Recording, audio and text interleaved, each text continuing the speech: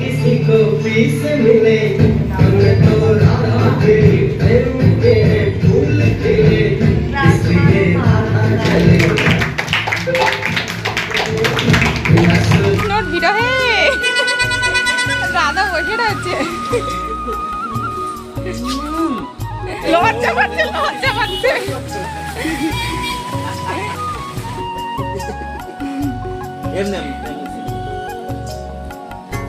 Good morning বন্ধুরা, আজ আমি ব্লগে তোমাদের সবাইকে স্বাগত। বন্ধুরা তোমরা কেমন আছো? আশা করছি ভালোই আছো, আর আমরাও ভালোই আছি। তো বন্ধুরা আজকে হলো শনিবার, আর এখন ঘড়িতে বাজে সকাল 7:30, আর এখন থেকেই তোমাদের সাথে নিয়ে আমি আমার ব্লগটা স্টার্ট করি। বেশ কয়েকটা দিন পরে আবার ব্লগ দিচ্ছি তোমাদের, কারণ শরীরটা না খুব একটা ভালো নেই, আর এই জন্য না মনের সাথে পেরে উঠছি না যে ব্লগটা করব, ব্লগটা শ্যুট করব। তো যাই হোক, আজকে সকালটা একটু অন্যরকম, কারণ আজকে মামামের স্কুলে না কৃষ্ণাষ্টমী সেলিব্রেট হবে। মানে আজকে তো 24 তারিখ, 26 তারিখ মানে সোমবারে মানে জন্মাষ্টমী। তো সেই উপলক্ষে তো সোমবার ছুটি থাকবে স্কুল, আর কালকে যেহেতু রবিবার, সেই জন্য আজকে শনিবার বলেই আজকে স্কুলে সেলিব্রেট করবে। তো সেই জন্য কালকে আমাকে স্কুল থেকে SMS পাঠিয়েছিল যে মেয়েদের রাধা আর ছেলেদের জন্য কৃষ্ণ সাজিয়ে তাদের প্যারেন্টসরা স্কুলে পাঠায়। তো সেই জন্য আমি খুব এক্সাইটেড, আর আমার থেকে বেশি এক্সাইটেড যেন মাম্মাম। আর মাম্মামকে আমি সকালবেলায় ডেকেই যাচ্ছি, মাম্মাম তো আর বিরক্ত করছে না, ঘুম থেকে উঠে পড়েছে।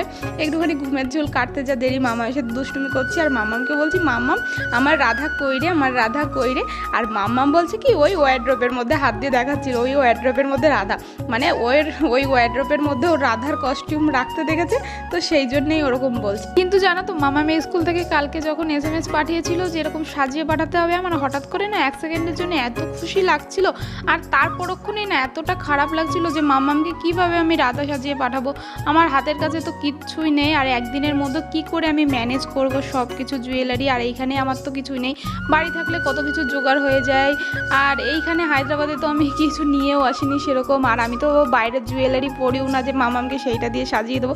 তো সেই জন্য একটু টেনশন হচ্ছিল। তো মামামকে ঘুম থেকে ওঠানোর বাহানায় মামামের সাথে একটু দুষ্টুমি করে তারপরে চলে আসলাম আমি মামামের জন্য একটু ম্যাগি বানাতে, কারণ মামামকে তাড়াতাড়ি ব্রাশ ট্রাশ করিয়ে খাইয়ে দাইয়ে তারপরে তো মামামকে সাজাতে বসবো, আর ম্যাগিটা ঠান্ডা হতেও তো টাইম লাগবে, আর আমার মামাম না একেবারে ঠান্ডা না হলে খেতে পারে না। আর এইদিকে মামামকে ম্যাগি বানাতে গেছে, এইদিকে দেখো আমার ফোনের স্ট্যান্ডটা নিয়ে কি দুষ্টুমি শুরু করে দিয়েছে। এত দুষ্টু বেবি না, কি যে বলবো। যাই হোক, সকাল থেকে তো মামামকে সাজানো নিয়েই তো শুধু ব্যস্ত থাকলে হবে না, আমাকে তো সংসারের আর কাজগুলোও করতে হবে। তো মোটামুটি জামা কাপড় ভেজানো, তারপরে ঘর টর মোছা টোছা, আমার মানে মোটামুটি সব কাজগুলোই কমপ্লিট হয়ে গেছে, শুধু স্নানটা করে পুজো দিতে পারলেই হবে।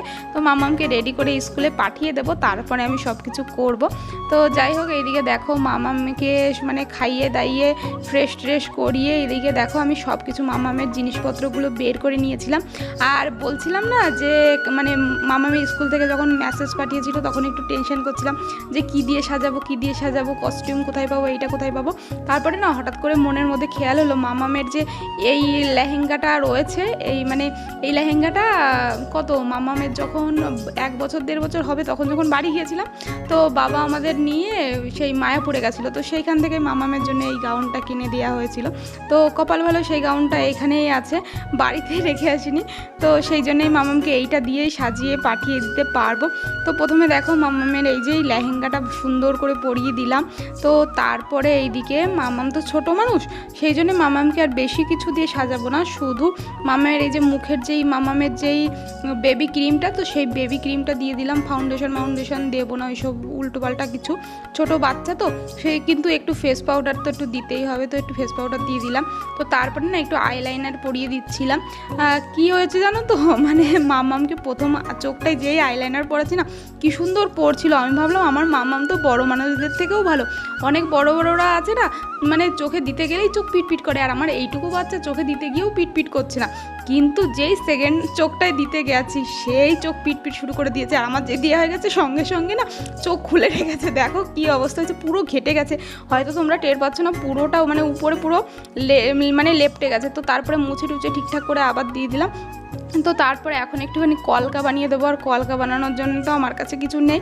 তো কালকে রাত থেকে অনেক ভেবে যে কী দিয়ে কী করব, কী দিয়ে কী সাজাবো, সেই ভেবে অনেক কিছু দেশি জোগাড় বলতে পারো করে ফেলেছি।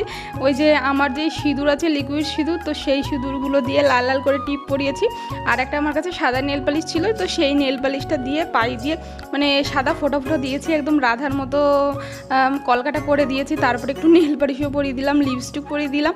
আর দেখো লিপস্টিক পরে দিয়ে আমার মাম্মামে তো মানে লিপস্টিক পরার মাস্টার, মানে জানে যে কেমন করে লিপস্টিক পরার পরে করতে হয়, আর করে আমাকে একটু চুমুও দিচ্ছিল। তো যাই হোক, এইদিকে দেখো মানে টিপ দিয়ে দুটো কানে পরিয়ে দিলাম। মাম্মামে তো কান ফোটানো নেই, তো কানেরটাও হয়ে গেল।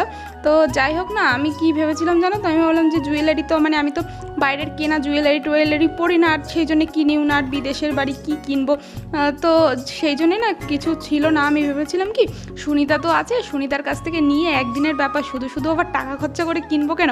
কিন্তু কালকে রাত্রে মোটামুটি 9:30 10টার দিকে সুনিতাদের বাড়ি গিয়েছিলাম, যে তোর কি জুয়েলারি আছে, তো জুয়েলারিগুলো দেখে না আমি ভাবছি কি মানে তখন হঠাৎ করে মাথায় এসেছে যে মাম্মাম তো একা স্কুলে যাবে, স্কুলে গিয়ে জুয়েলারিগুলো যদি ছিঁড়ে ফেলে বা কোনোভাবে যদি কিছু একটা হয়, তো লোকের জিনিস মানে কেমন একটাই লাগে, যে লোকের জিনিস যদি ছিঁড়ে বিড়ে যায়, নিজের জিনিস হলে তাও একটা কথা থাকে। তো যাই হোক, তারপরে তো ওর জিনিসটা নিই, তারপরে সেই রাত 10টার সময় দোকানে গেছি। দোকান তো প্রায় বন্ধ করবে ভাব, সব জিনিসগুলো তোলা হয়ে গেছে। তাড়াতাড়ি করে কোনো মতে এই মতির সেট দুটো নিয়ে এসেছি, যে রাধা তো মতির সেট পরলে ভালো লাগবে, একটু চুড়িও কিনে নিয়ে এসেছিলাম, যে গলায় মালা পরবে, হাতটা শুধুই ফাঁকা থাকবে। তো যাই হোক, এই যে গলার সাথে আটা যেই সেটটা ছিল, সেই সেটটার এসটা না আমি এখন খুঁজে পাচ্ছিলাম না, তো সেই জন্যে না আমি ওই সেফটি পিন দিয়ে এসটা লাগিয়ে দিলাম। ছোটোবেলায় আমার মা লাগিয়ে দিয়েছে, এখন বড় হয়েও মাঝে মাঝে যদি এসটা খুঁজে না পাই, সেই টেকনিক আমিও মাঝে কিছু ক্ষেত্রে কাজে লাগিয়েছি। এখন আমার মাম্মামকেও শেখাচ্ছি, আমার মাম্মাম পরের জেনারেশনকেও শেখাবে, মানে এইভাবে না চলেই যায়। এইদিকে তো মামামি স্কুলের টাইম হয়ে যাবে বলে সেই জন্য তাড়াহুড়ো করে সাজাচ্ছি। আর তাছাড়া বাচ্চাদের সাজাতে গেলে কি হ্যাপা, তোমরা তো বুঝতেই পারছো, মানে বাচ্চারা তো কোনো সময় স্থির থাকে না। তো যাই হোক, মামামের মালাটাও খুলে গেছিলো, সেই জন্য মামামের মালাটা আমি সুতো দিয়ে আবার ঠিক করতে গেছি। আর ওইদিকে মামা আমার সিঁদুরটা দিয়ে না বিছানায় পুরো মানে রং তুলির মতো এঁকে রেখেছে। আর এইদিকে দেখো মামাম যে কতবার সাজাতে আয়নার সামনে এসে এই যে দেখছে, ঘুরে দেখছে যে কি হয়েছে, মানে কেমন লাগছে ওকে না লাগছে, সেগুলো দেখেই যাচ্ছে। আর এইদিকে লাস্টে একটা বাকি, মানে এই একটাই জিনিস বাকি, যেটা না হলে তো রাধার হবে না, রাধার ওড়না। আর এই সেটের ওড়নাটা এতটাই ছোট না, মানে একদম পুরো ছোট্ট একটা ছোট, মানে একদম বাচ্চাদের ছোট গামছার থেকেও ছোট বলতে পারো। তো সেই জন্যে আমার এই ওড়না স্কার্ফটা দিয়ে মামামকে এরকমভাবে রাধার মতো করে সাজিয়ে দিলাম। তো এইখানটায় দুই পাশে কুচির মতো ভাঁজ করে গুঁজে দিলাম, আর মাথায় এরকম করে দিয়ে দিলাম। মামামে তো মাথায় চুল নেই যে ক্লিপ দিয়ে কোথাও আটকে দেবো, সেই জন্য একটুখানি বেশি করে দিয়ে দিলাম, যাতে পড়ে না যায়, পড়েও যাচ্ছিল না, এরকম করে দেওয়ার জন্যে।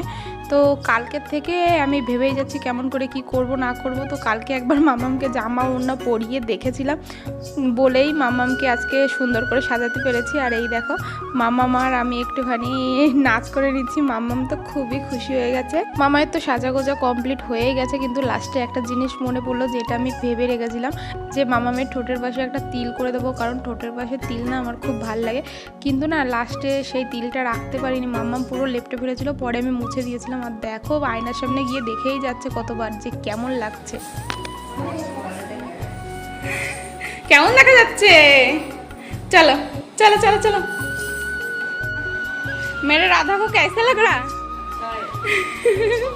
अच्छा मतलब ओ चलो चलो राधा देखी, রাধা অন্য চটি পড়ো, এইদিকে ওই চটিতে পড়ো। কোথায় যাচ্ছ? দাদুকে দেখাবা? চলো যাও যাও যাও যাও, হাতটা বের করতে হয়, হাতটা বের করে রাখতে হয়, হাতটা বের করে রাখতে হয়। চলো চলো চলো চলো চলো যাও, দাদুকে দেখা এসো, যাও চলো। ঠাম্মি কেমন লাগছে? ভালো লাগছে না, ভালো লাগছে না, না না ভালো লাগছে না। মাথায় মুকুট নেই, মাথায় মুকুট নেই, বল আমার মাথায় চুলই তো নেই, কোথায় লাগাবো মুকুটটা? ওই কাকে লাগাতে হবে মুকুট? বাচ্চা। চলো চলো তাড়াতাড়ি, টাইম হয়ে গেল, স্কুলে যেতে হবে তো।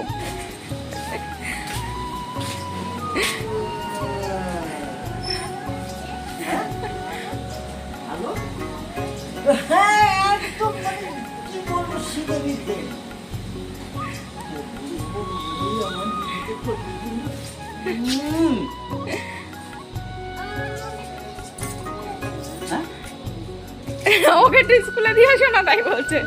যাবা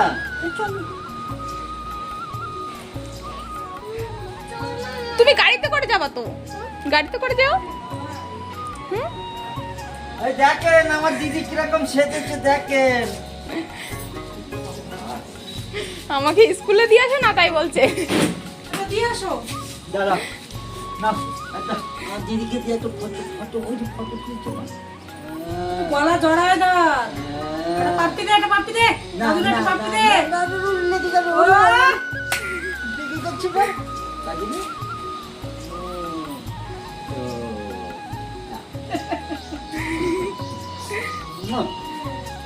চলো চলো, পাপাকে দেখাইছি, চলো গাড়িতে করে স্কুলে যাবা।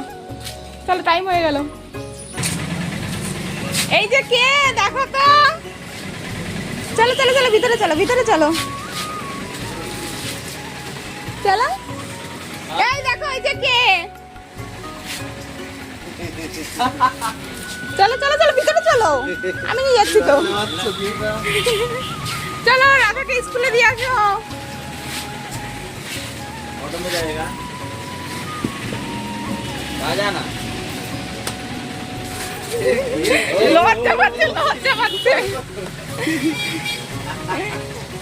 দেখো এই যে মাম্মাম কেমন পোজ দিয়েই যাচ্ছে, এত সুন্দর, আমার কিউট কিউট বেবি, আমার কিউট বেবি। বসে একটা পোজ দাও, বসে বসে বসো, ওই জলের বোতলের উপর বসে পড়ো। এখানে বসে পড়ো, হ্যাঁ বসে পড়ে একটা পোজ দাও।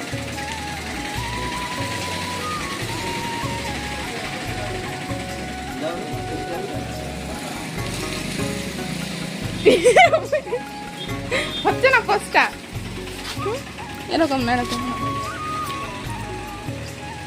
এরকম না, এই মুখে থুতনার তলায় হাত দিতে হয়। হ্যাঁ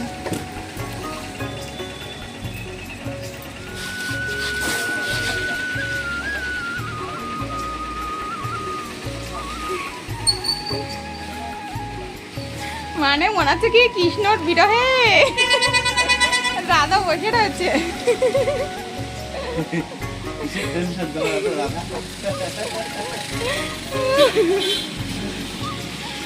মামামের তো স্কুলের এটা ফার্স্ট সেলিব্রেশন, সেই জন্য না আমরা বুঝতে পারিনি প্যারেন্টসদের যেতে হবে কিনা বা কী দিয়ে কী করতে হবে, এখানে প্যারেন্টসদের থাকতে হবে কিনা। তো আগে থেকে ফোন টোন করে কিছু জিজ্ঞাসা করিনি, আর এই স্কুল থেকে ওরকম কিছু জানাইনি।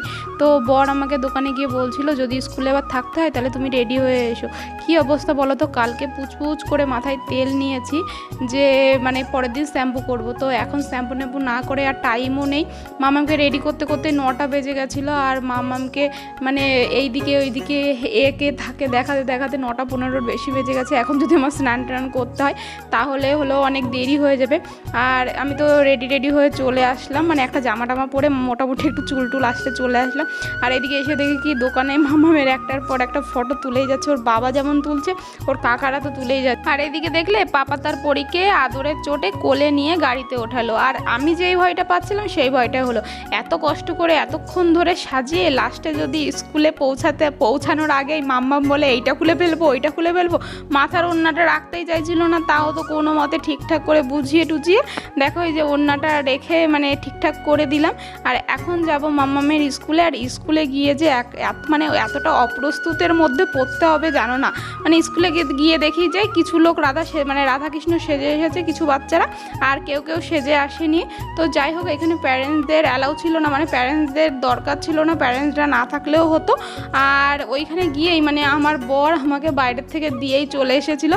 আর কি অবস্থা বলো তো, আর আমি ওইখানে হাঁ করে দাঁড়িয়েই আছি যে মানে আমার বর কখন নিতে আসবে। ম্যাডামরা বলছে না না প্যারেন্টসদের থাকতে হবে না, তুমি চলে যাও। আর এইদিকে আমার বর চলে গেছে, ফোন করে যাচ্ছি, বলছে আমি পাঠাচ্ছি, দোকানের একটা ছেলেকে পাঠাচ্ছি।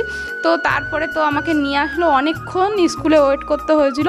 তো মানে শুধুই যাওয়া বলতে পারো। তো তারপরে বাড়িতে এসেই গোছাগুছি করলাম, তারপরে জামা কাপড় ধুলাম, স্নান করলাম, পুজো দিলাম, সব কিছু কমপ্লিট করে এখন তাড়াহুড়ো করে চলে এসেছি রান্না করতে। আর আজকে যেহেতু শনিবার সেহেতু হলো রান্নার অতটা চাপ টাপ নেই কিছু, তো শুধু সিম্পল ডাল রান্না করছি। ওইদিকে ভাতও বসিয়ে দিয়েছি। আর ঘরে কটা না ওই বিনস ছিল, বিনসগুলো শুকিয়ে যাচ্ছিলো, তাই ভাবলাম আলু দিয়ে বিনস দিয়ে ভেজে ফেলি। আর এইদিকে স্পেশালের মধ্যে দিদার হাতের পেঁয়াজি। তো দিদা না কয়েকদিন ধরে মানে বেশ কয়েকদিন ধরে বলছিল বানাবো বানানোটা আর হয়ে উঠছিল না। তো আজকেই দিদা বানালো। আর কি বলো তো, দিদা তো ডাল খায় না একদমই। যেদিন ডাল রান্না হয় সেই দিন আমারও টেনশন হয় যে দিদা কী দিয়ে খাবে, আর দিদারও হয়তো হয় টেনশন যে আমি কী দিয়ে খাবো আজকে।